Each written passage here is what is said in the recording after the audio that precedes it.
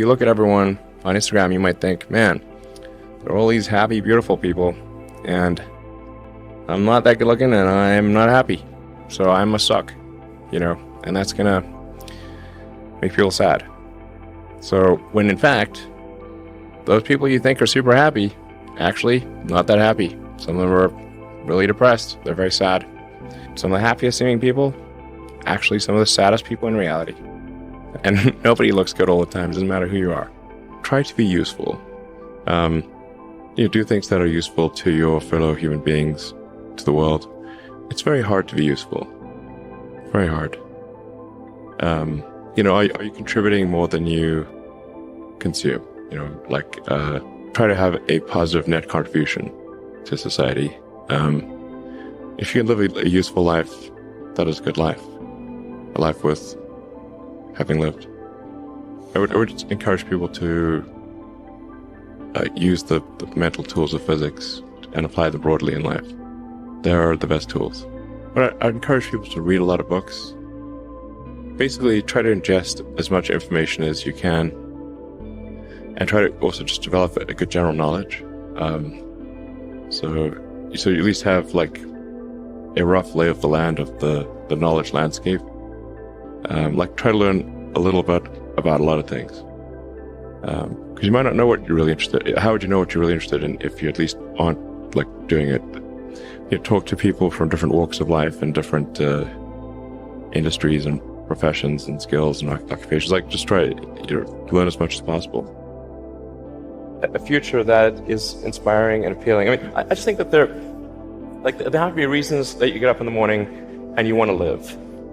Why do you want to live? What's the point? What inspires you? What do you love about the future?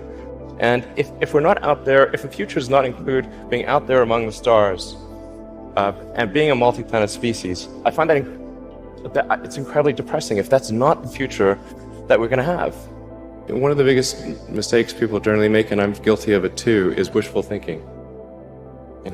You want something to be true, even if it isn't true. And so you ignore the things that, you ignore the real truth because of what you want to be true. This is a very difficult trap to avoid. And like I said, it's certainly one that I find myself in having problems with. But if you just take that approach of you're always to some degree wrong, and your goal is to be less wrong, and solicit critical feedback, particularly from friends. Friends, if somebody loves you, they want the best for you. They don't want to tell you the bad things. So you have to ask them, and say, really, I really do want to know, and then they'll tell you. I do think that, in terms of creating a company, what Edison said, which was it's 1% inspiration, 99% perspiration, is true.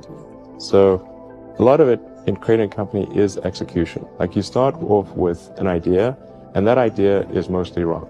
And then you adapt that idea and keep refining it, and you listen to criticism. Some criticism you discard, try to discard the wrong criticism, try to listen to the correct criticism, and then engage in sort of a recursive self-improvement, and constantly refining it and making it better. And you have to work super hard, and that's very important. And then just keep iterating on a loop which says, am I doing something useful for other people? Because that's what a company is supposed to do.